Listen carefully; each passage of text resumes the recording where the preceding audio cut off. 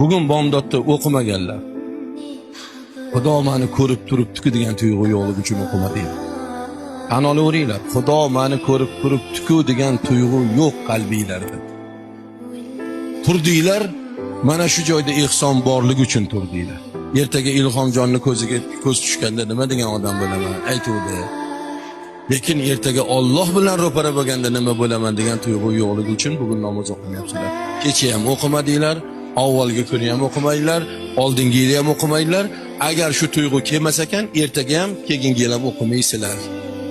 Ana shu tuyg'u bo'lsa bo'ldi.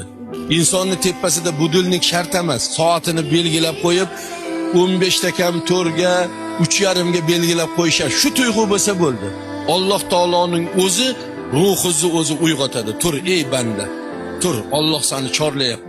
Seni joy namoz ustida, tahoratli holatda, kiyiming pok, badaning pok, qiblaga qarab turishligingni, o'ziga sajda qilishligingni xohlayapti. Tur banda derdi.